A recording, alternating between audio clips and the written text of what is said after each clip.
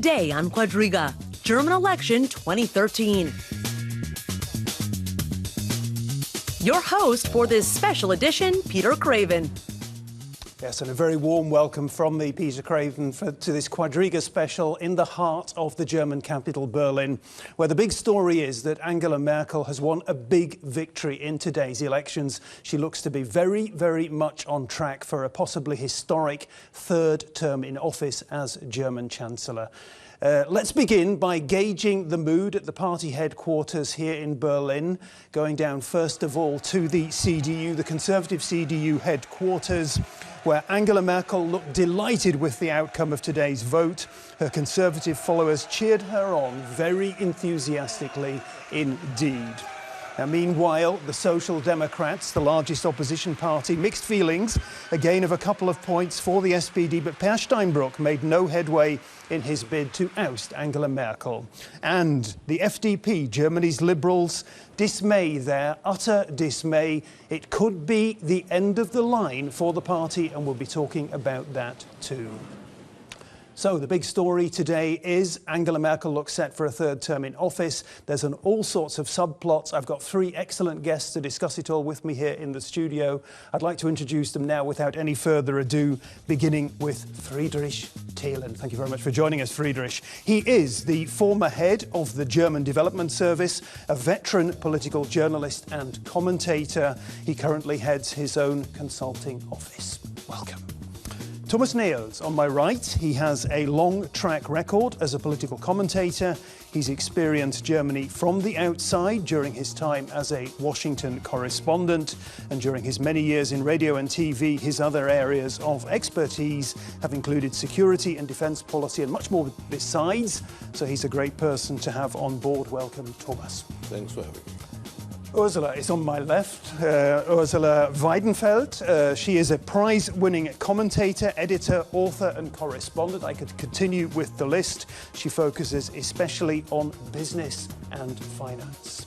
Ursula, I'd like to begin with you, and perhaps you could share your thoughts with us on the outcome of the German election so far. Yeah, I think everybody expected Angela Merkel to do another term as Chancellor, but nobody expected her to win as clearly as she did. And I think nearly nobody expected the Liberal Party, her coalition partner, to be defeated as clearly as they are. They are out of the parliament. So that is for her not a the winner takes it all situation, but one to probably look for a new coalition partner within the remaining parties in the parliament. Yeah, the coalition issue is going to be a very big, important issue in the days to come. Friedrich, what's your impression so far? Well, it is dangerous to be a partner with the CDU or CSU leader. Have you seen a week ago the FDP coalition partner of the Bavarian Prime Minister disappeared, even not only 4.6%, that's what the FDP presents today. In the local parliament, regional parliament, they went down with 3.2%.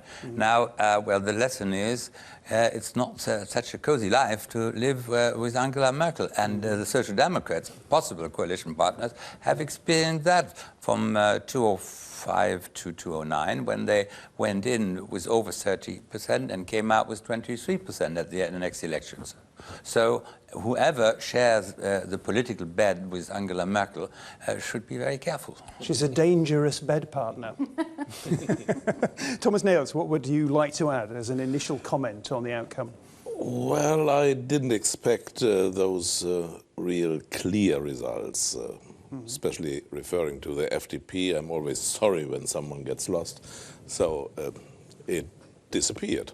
No, but on the other hand, I may say, I think the wishful thinking of my countrywomen and countrymen seemed to come through. I mean, that's the grand coalition.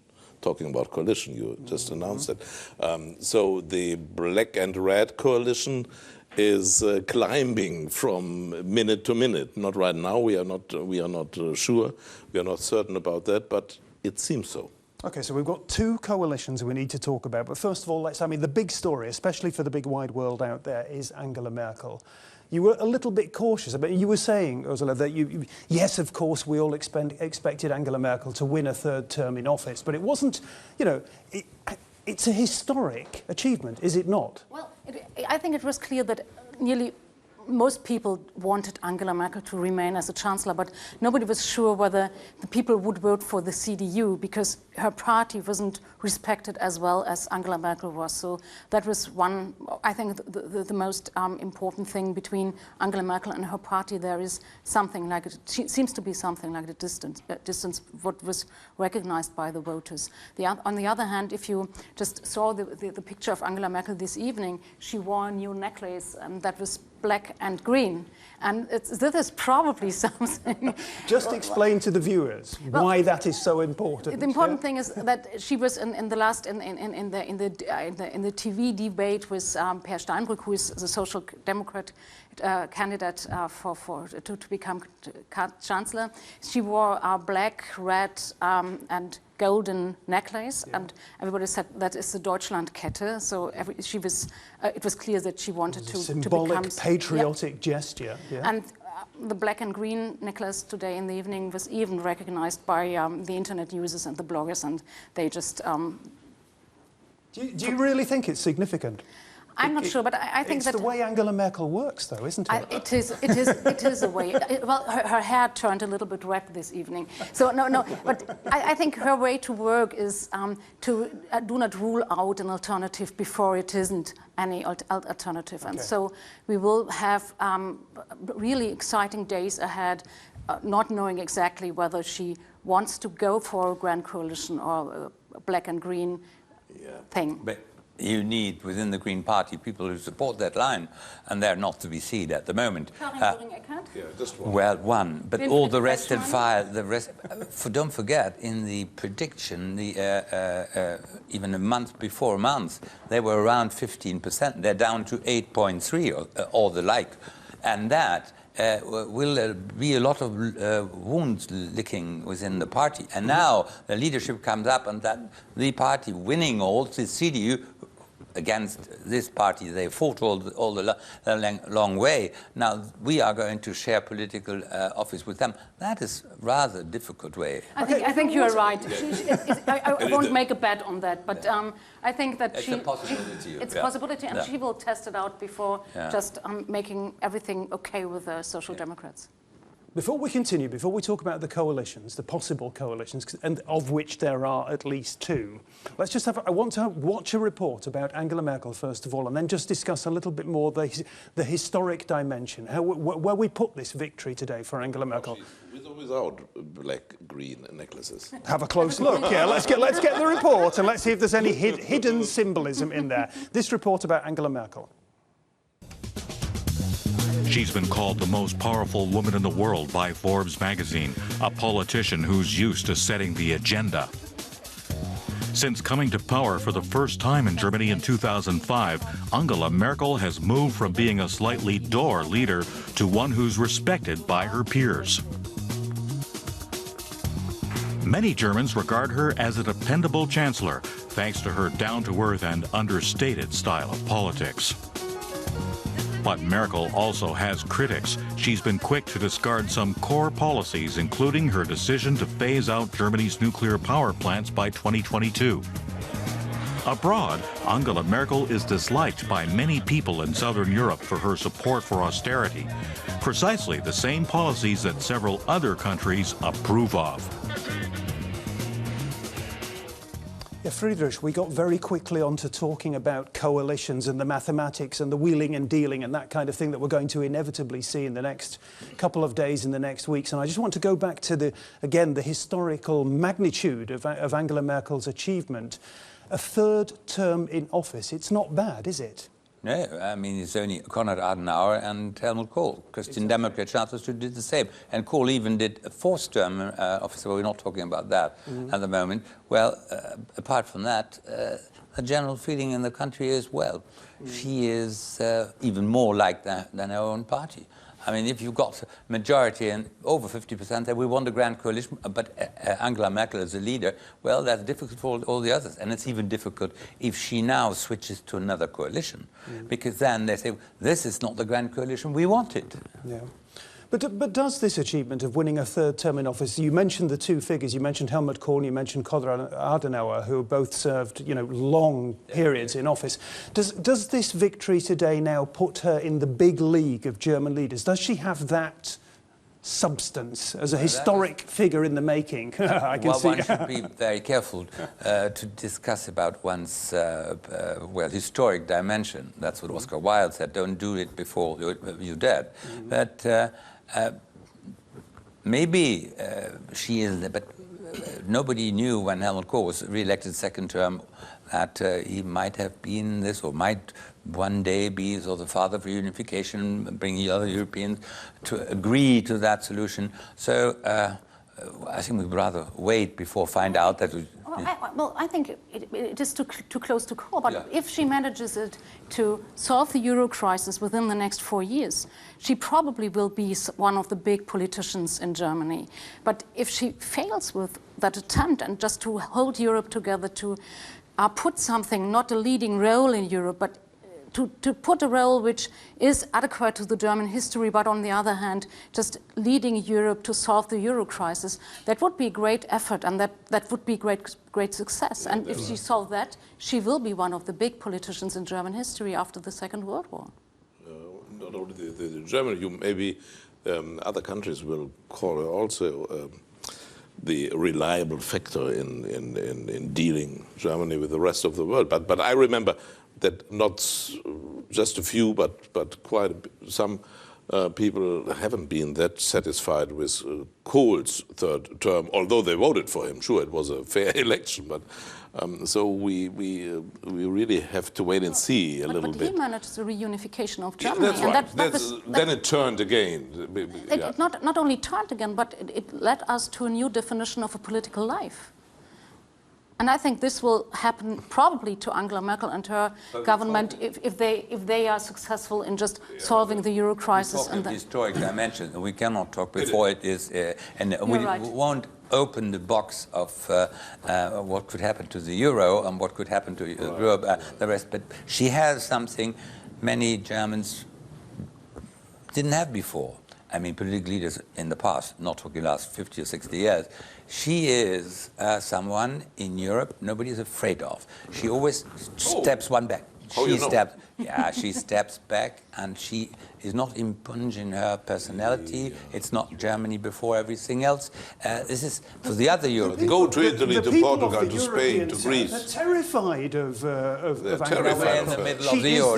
She's a bogey woman for the people of the European South. She is enforcing what was written in the Maastricht Treaty. And the north of Europe, i.e. all the Baltic states and the Netherlands, Benelux, the Danes, the rest, they think they do. She does a good policy. She follows the treaty. Well, this is not leaving to go into the euro crisis, but there are fundamental faults she's not responsible for. I really wonder what percentages she would get in the southern countries of Europe. Maybe not even double digits. Interesting question, yeah. But let's just talk about that. I mean, her party has done extremely well today, coming close to an absolute majority. We're not quite sure what the final outcome is going to be. A lot of people have said, a lot of commentators here in Germany have said there has only been one issue in this election campaign, and that has been Angela Merkel. Were they right to say that? No. I mean, driving through the streets and seeing all those posters, and you might be right to formulate, to label that impression, but that's not true. I mean, there is a program, and there are others, and I may look at Schäuble. I mean, sure, she is a boss. That's okay, but the finance minister, for example. Even without that boss, Angela Merkel would have done fine. It's my feeling. And others too. There are really good experts and politicians inside the Merkel cabinet right now. Sure, they are led by and will be further on led by Mrs. Merkel, but it's not only. I think it's not only her, because the party too is much more stable. From my opinion, than others. I mean, the disaster the FDP, the liberals, had experienced today, or are going to experience, because we don't have the final results, is due to the circumstances, is due to their personnel, is not due to the deficits or the lack of program alone. No. And in both fields, the CDU and also the little one coming from Bavaria, that regional party CSU, having won last week, it's in the same stable condition. Well, I think some topics were not topics in the election, or the euro crisis was not, and there are other nice topics. You're saying the euro crisis was not a topic? Not really, because Angela Merkel didn't go into it. But 1 second. I mean, we were talking about political symbolism. I'm sure you all went in person down to the central station here in Berlin and saw the massive... Yeah, that's what, we saw a massive poster, a football pitch size, like North Korean size, of Angela Merkel with her famous pose, with her hands, a little heart, as Ursula was doing, and the message was? Well, the message is trust me. Yeah, Germany is in safe hands, a safe pair of hands. The euro crisis was not an... but that's a commercial. I mean, that is the commercial. But the political parties, the opponents, were not in a position to make this an issue. Otherwise, there would have been more thunder in the discussion. It wasn't. And I think that you never have to forget that this is the first victory for Angela Merkel. The last 2 times, she became chancellor by chance. Last time because the liberals were as strong as they were that time, and the time before because it was very, very close, and she had only a few votes above the Social Democrats. And I think that this is, for her personally, is very, very important to be the person to win these elections, because she never did before. That's a very, very important point. I mean, people will look back and think she's won 3 terms in office, but as Ursula is saying, the 2 victories in the past were really by default. She was her party was in the low 30s. This time they've surged way above 40, as far as we can tell this evening. It looks pretty It is her reliable. victory. It is her victory. That's a big deal for Angela Merkel. True, but it's not a victory in issues. All the issues were behind. Yeah, but then, then please, what were the other issues apart from Angela Merkel saying, I have a steady hand on the tiller and I am guiding Germany through the choppy waters of the Eurozone crisis? That's how I understand the election. You could repeat Harold Macmillan in 1957 saying, you never had it so good. And that's what she says. You compare the economy in this country, compare with what the others have.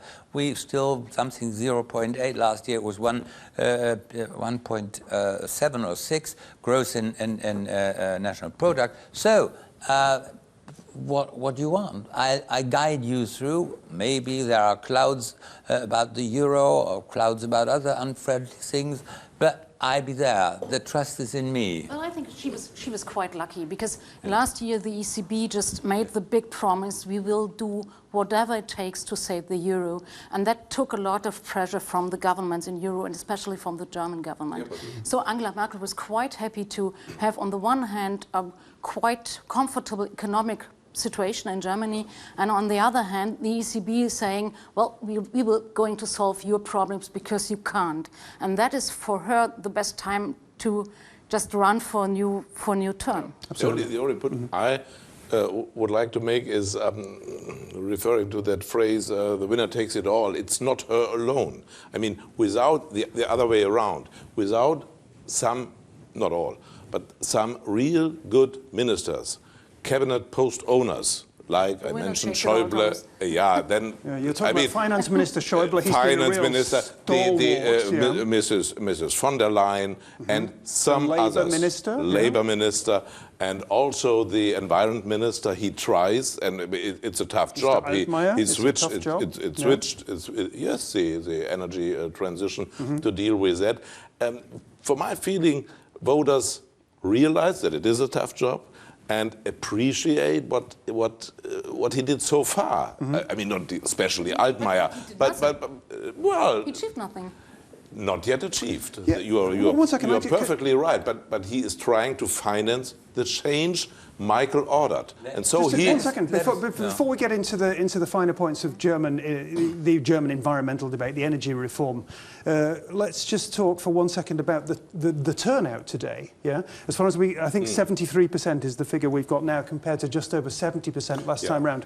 You were talking very approvingly just now of the German voter and the wisdom of the German voter, realising that the government has done pretty well in part or in the main, perhaps. There's something going around in Germany called Politikverdrossenheit. Yeah? People are disenchanted with politics.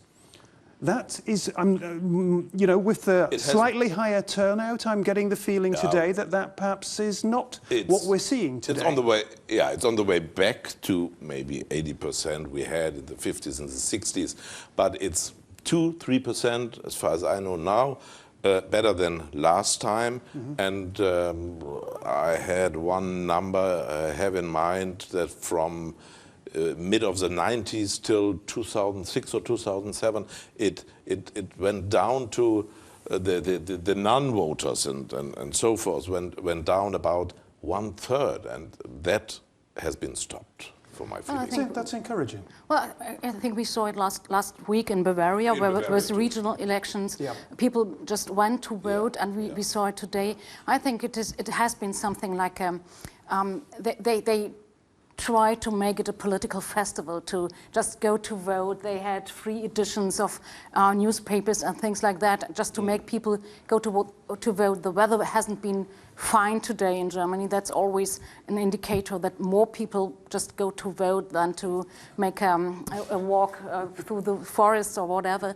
That is one thing. But I think the real there is a serious problem behind that, and that is that young people, some groups of young people, don't think that they have an impact on politics in going to vote. Some people just find themselves not being able to have a say in Germany, and they turn away from the political system and even from the elections. And even the other side, I would say, the people who are really maybe not the victims, but on the side of the disadvantages of the, in general, good development of the last years, are too voting. I mean, 8 point what for the lefts is probably not coming from the rich guys in Germany, but coming from the others. So even those are not disappointed, but go to the... Okay, so encouraging there. Let's talk, we said we were going to talk about coalitions, possible coalitions for Angela Merkel, because you said it's not her alone. You were saying it's not her, it's her ministers too. But Angela Merkel, Germany is a country where the government always needs, nearly always needs, a coalition partner. She has had a coalition partner in the Liberal Free Democrats. They appear to be effectively dead and buried from this evening. Friedrich, give us an idea of what the coalition options are now for Angela Merkel. No, we have one with the Greens, then the Grand Coalition, and that's the end. I mean, if not, it turns out at the end, at the end, she turns out to have 2 or 3 seats before the others, which it looked like in the course of the evening. Yeah. But well, this. I don't see any other coalition. I mean, with whom should she form a coalition? Okay, then let's talk first of all about the Conservatives and the Greens, a possible coalition. And it's interesting what Ursula was saying, because... Well, go on then. First, that is an outside judgment of political parties. The CDU is not a Conservative party. It's not the Tories. It's not. No, it's a Social Democratic Party by now. Angela Merkel has changed the hardcore of the policies and theory and propaganda in the party. It could be also a social democratic purpose. And that where's the minimum wage? Before you come back on that, just I mean, for the viewers, but the theory is, there's been lots of political commentators here in Germany who have been saying in recent weeks and months there are 3 social democrat parties in Germany. You're nodding, yeah? You're obviously a supporter of the theory that there are the Greens, a Social Democrat Party, there are the Social Democrats, a Social Democrat Party, and the CDU, the Christian Democrats, Angela Merkel's people, who you say are not Conservatives, but are Social Democrats. Thomas is not happy with that interpretation. Not at all. No, the Greens. Let me just say one point about one item. In well, let's see, 5, 6 years ago, even Angela Merkel used to say the Christian Democratic Union is a party of social intentions, the left-wing Catholic movement. Second, is also a party balancing the interests of the state, liberal in this. And third, I'm also representing a conservative heritage. There's no more word from her side that she is either liberally balancing the interests of law or the rest, and she is not bewaring the conservative heritage. All these people representing those streams, those, well, interests within the party have disappeared. There are no more. And she moved the party to the center. To the center, that seems that's right, quite but the clear. center is not social democratic. And not only in economic and social issues, but also in all the things which are quite important for conservative people. Look at the homosexual marriages or the tax things for homosexual. That was clearly a signal for voters of the CDU. We are center-right, but we are not a conservative party. I could agree with that because it labels the liberalism inside the CDU, which certainly has increased, talking about the homosexual rights and so forth, but that has nothing to do with social democratism.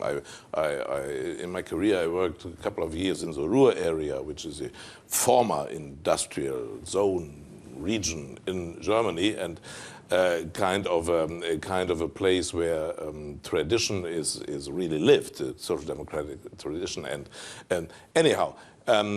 I mean, in that sense, the Social Democrats, they are center-left. They are no are longer the party they have been in the Ruhrgebiet with people who just did their work at machines and just working in big plants. Well, a little bit. They hopefully they keep their doing. They keep their doing. Criticize themselves that a lot of went wrong with the so-called Reform 2010.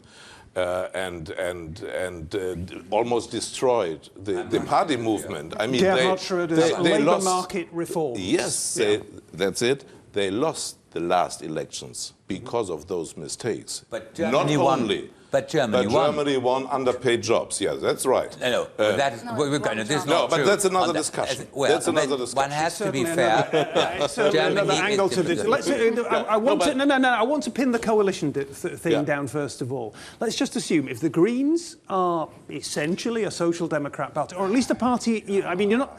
If they're a party of the middle ground. The funny thing about the Greens. If the CDU are a party of the middle ground, why can't they get together in a coalition? Well, I think that they are, for historical reasons, but also for reasons of personal, how do you call it? They don't fit. Of personalities. The Greens used to have long hair, and the CDU have always had short hair. Yes, perhaps some. No, that's gone. But I think that it is only a strategic option for Angela Merkel. In the end, she won't go together with them because of even the upper house in Germany is ruled by social democrats for the next 2 years. So it would be probably okay for her to go with them together, even in the Bundestag. Can you just explain for our viewers a little bit more about the function of the upper house and why that would be so important? Well, in Germany we have Länder, the federal states, and they vote for their own countries, for their own states, and send their representatives to the upper house. And in the past 4 years, it turned red. It turned social democratic, the upper house, and the upper house is needed for a lot of decisions which are made in Germany. All decisions. Very, very important institution. It is quite important, even for the big things which have to be solved in the next years. It is the Energiewende, the turning out of carbon energy plants to alternative energy like wind and sun and things like that. Absolutely. And they need the upper house to do that and to be with them. And so Angela Merkel, we probably will be comfortable just going together even in the parliament because it has... Do you think, nevertheless, that she is likely in the days to come to flirt with the Greens, to keep her options open? Yes, she definitely will. Yeah. That's definitely the kind of process you see here in Germany for the month or two after the election. We're going to see a lot of... didn't agree with me on that. No, I wouldn't agree. For one thing, you must, well, to our viewers, make clear that the voting personnel of the Greens, Green voters, are on the highest income bracket. So they are. This is... because the people you're talking about, the grassroots Green members are not down there, but up there. The voters they have, they're well off. They're better off than all the other parties, and for a certain time they tolerated what happened there. But then they started, the Green Party suddenly came up with an election program where they have a tax, and they wanted to increase the taxes more than the SPD. This is a change of roles, rather unfortunate. And secondly, they have some problems with their own passport we're not going to go into. But the personnel, I mean, those functionaries leading, they are still from the grassroots. They're not the big income people. So, and they have problems to find their way with Angela Merkel. Where, however, I think Mr. Trittin, who's one of the old guys, but he is well established in power politics. He used to be a communist in his youth and has known all these things and doesn't deny it and close to power. And that would mean possibly. The question is only whether the followers in his own party will tolerate such a course. One has to add a little bit that 8 points can't be based on just Greens being better off or so, or all the teachers. Maybe even if all teachers in Germany would vote for the Greens, then they wouldn't have achieved 8%. And I personally know a lot of students with no money at all, or artists who flirt with the Greens all day and probably did vote for them today. I didn't object. I only said due to the information out of the Green Party, our electors are the most well-doing. So I'm repeating that propaganda. Yeah, but what really is true that you have a left side inside the Green Party, and you have a very what is it, talking about Göring-Eckardt, one of a pragmatic and not so much ideological part. It's a very different mixture. But they are down to 8 points something. Yeah, they are down, but still they're weakened. They lost. And that was mainly because of the tax raises on the tax program. So? I think so. Okay, so let's... Not a Veggie Day, they proclaimed the Veggie Day. They're coming out. They have a history. I'm a Catholic. We have Veggie Days on Friday. That come on, if we're going to talk about Veggie Day, somebody's going to have to explain what Veggie Day is. Come on. One day without one day a week without any meat on the table. Okay, vegetables only 1 day a week. The Greens proposed it. I don't know if they meant it sort of fully in earnest, but certainly that's how it was understood. It did not go down well. It didn't go well because people feel this is only the start. They want to guide our life. They want to make us drive slow on the Autobahn. Yes. They want to sit in the cold in winter. They want us to eat no more meat, and they want us and have lots of things they don't want us to do. The bad old Greens. Okay, we've agreed that there are two coalition possibilities for Angela Merkel for the days to come. Yeah, two only. And as far as I can understand, there are good reasons to do with the way the political system works. There are good reasons to do with political culture, if that's what we want to call it. Yeah, why that's an unlikely option. That means that have to look whether in the end she has an absolute majority. That is probably even that's a possibility. Possible. Yeah, and that would be amazing. That would be the biggest story of all. Yeah, it'd be an amazing sea change in German politics. Okay, nevertheless. Conservative, I'm going to call them conservatives. Angela Merkel's Conservatives and the Greens is a possibility, but it's unlikely to be a reality in the weeks to come. That leaves a rerun of the Grand Coalition. Before we talk about it, let me just propose again, we've got some pictures here, we've got some images for the viewers about the Grand Coalition. Let's run them. A grand coalition was the preferred outcome for most Germans, but not for Angela Merkel. She wanted to continue the coalition with the business-friendly FDP and her Bavarian sister party, the CSU. Merkel led a grand coalition with the SPD from 2005 to 2009, with Per Steinbrück as her finance minister. Steinbrück said he would not take up a post in a new coalition with Merkel. The SPD will decide whether it's prepared to coalesce with the CDU at a special party conference in a few days. It's interesting, the last image we saw there was Per Steinbrück, the man who was the Chancellor candidate for the Social Democrats. He wanted to try and oust Angela Merkel. He failed in that bid. We had in the report that he said he's against a grand coalition. He's come out again this evening and said, no way, not with me. Is that a relevant comment from Per Steinbrück? Well, the question is whether he is going to be part of that coalition Exactly. or not. Yeah. Because he is only the candidate and not the strongest man within the leadership of the Social Democratic Party. There is the party leader, Sigmar Gabriel, who might have other ideas, and there is Mr. Steinmeier, the leader of the caucus, as a political wing in Parliament, and they might have different ideas. I do think the temptation for the Social Democrats is rather high to go with Angela Merkel.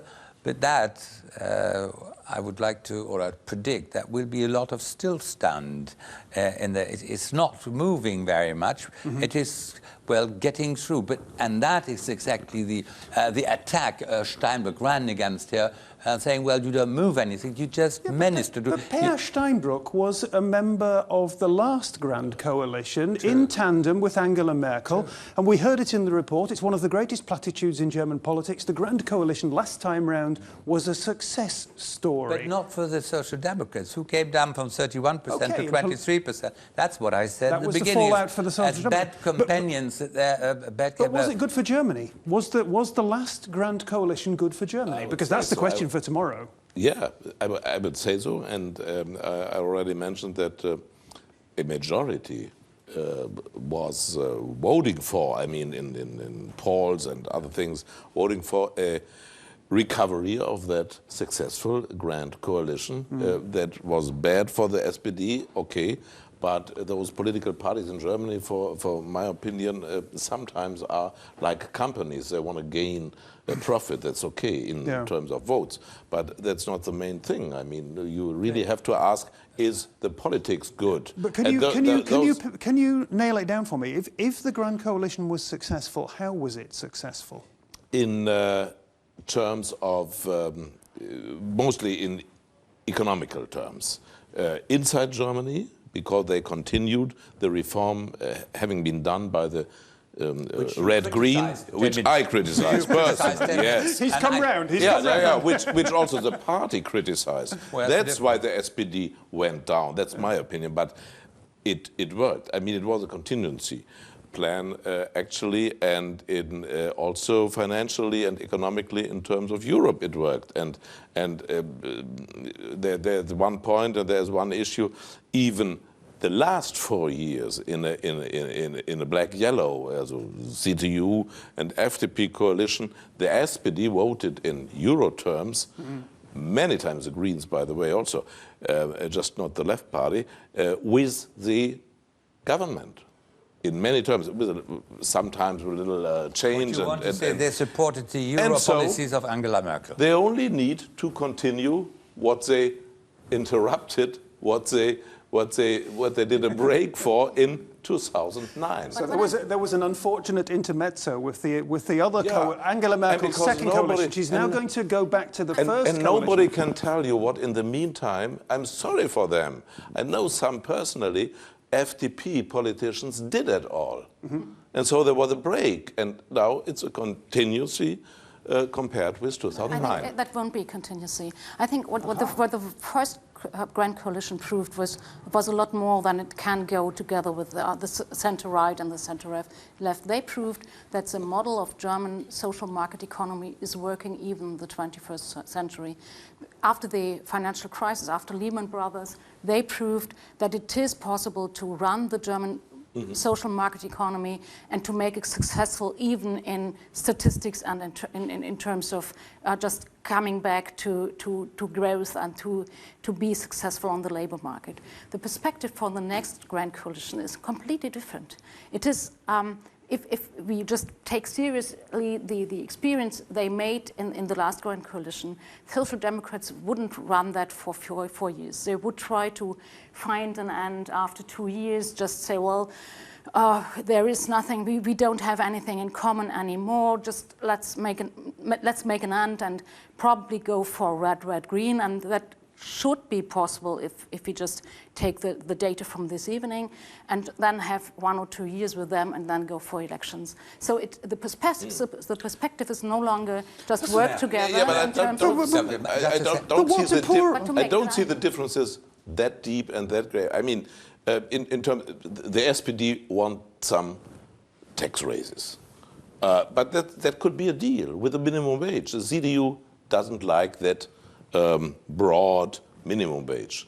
By the way, other conservative-ruled countries in Europe, most of them have it already. No problem. Have it already. Problems which will rock Germany and so in the next 2 years. To deal with that could be a proper example for a good relationship between those two partners in the Grand Coalition.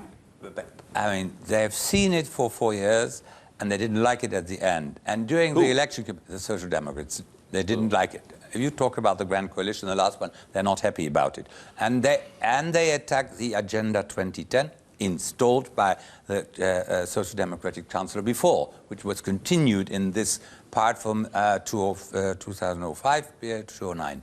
Now, in the election campaign, the Social Democrats have attacked their own propaganda, their own policy, and that was wrong. So if they come into policies now with and they start to undo the election reform, the Agenda 2010, which was reforming the social economic system. By the way, on the example of the Dutch, who did that in their Wassenaarse Accord in the 80s. Yeah? And get the unions together with the employers and the political parties and make a deal how the country can go on. That was very much accepted, and Angela Merkel in the last coalition, as well as in the Grand Coalition before, did profit from that, because the country went on. And so I think her argument is worthwhile looking at.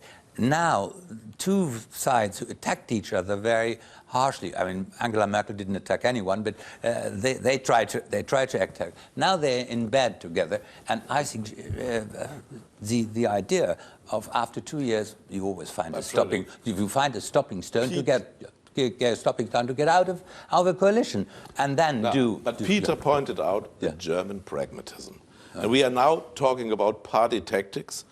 Vice versa, pragmatism in politics. And why not trying it, whether it will be good for 4 years or just for 2 years? I don't mind. Surely that is what the voters have explicitly said, that they want a rerun of the Grand Coalition. They want a technocratic government with ministers, as you've been explaining, doing good work, and Angela Merkel as a kind of a CEO, as a presidential kind of a supremo. Administering it. Yeah, administering the arrangement. Not ruling. By the way, but could not one important, because you mentioned Europe, and we need to talk about Europe, could not one important aspect of the deal that will be done be that the Social Democrats will say to Angela Merkel, on Europe, we need something to put the European house back in order in terms of employment. We need a kind of a Marshall Plan against youth unemployment, against unemployment in Europe, and that could maybe be the start of Angela Merkel's next visionary departure. Well, when you just look at the results of this evening and see how strong the Eurosceptics were, even in Germany, even if they don't make it into the parliament. You're talking about the part of the alternative for Germany that didn't quite make it into parliament. Yeah? Probably not, but if you just look at them and see that there seems to be a lot of support for them, I don't think that Angela Merkel will just spend the next 4 years for more integration, more Europe, less austerity and things like that. She will stick with her program of austerity, of just being tough and firmly with the criteria which are negotiated now, and she will be quite skeptical about a banking union, which is just on its way. So it won't become easier for European issues. Yeah, but the differences compared with the view of the Social Democrats are not that heavy, are not that complicated. I mean, in terms of speeding up for the financial transaction tax and so forth, they are pushing more. The SPD is pushing more rather than the FDP did, or the CDU still does. But especially in the view to Europe, those two would be better off. I mean, it's boring for us, for our profession. For journalists, Grand Coalition is not that great. It's not that exciting because it's kind of difficult to formulate and to see those small differences and to. There's too much consensus. There is too much consensus, but Don't worry. But for you, yeah, there is a Bavarian fraction. We should come back to her point that after 2 years, especially Social Democrats are going to say, well, it doesn't work nicely, and you always find a stepping stone where you break, and then try to do a red-green coalition. And that's you're afraid of.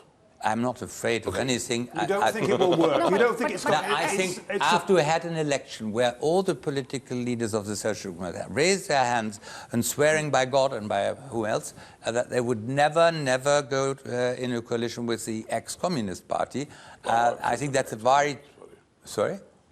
There are roots in the East, and those had to be communist. I wouldn't label it as an ex-communist party. It was, I mean, never met the final, the cut between. That's what Mr. Gysi was always being attacked, why you didn't. But that's another thing. It's always very difficult to define the left party when you're talking, you know, in the English-speaking world. You could say a reformed socialist, reformed communist party. I don't know what. Yeah. Maybe it's just a real socialist let me just come. party. I'm very interested in the Merkel story once again, because Ursula began at the beginning by talking about Angela Merkel in Europe. That being a success story too. I found it very interesting. I was in European headquarters Brussels last week, and I was listening to a lot of sort of top-ranking people, and they said to me, we're nearly out of the worst of the Eurozone crisis. It's Angela Merkel's triumph. Yeah, she's going to. Crisis? This was the mood as it was communicated to me. Is that jumping the gun? Well, I think that we will have some more chapters of the Euro crisis ahead. After the German elections, we will see that there are lots of problems to be solved.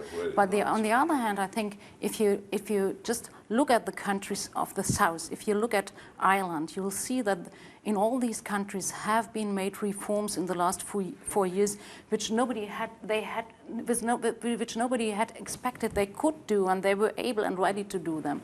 And this is, I think, something of Iron Lady issue of Angela Merkel. And if she now just earns the respect for that by Brussels, doesn't mean that in Southern Europe they won't go for that if they see her. But I think that is correct. She was the person who just tried to balance austerity measures, reforms, social reforms, really harsh and bitter cuts in these countries, and on the other hand, holding the currency together, just giving the Greece the guarantee to stay within the Eurozone and doing things like that.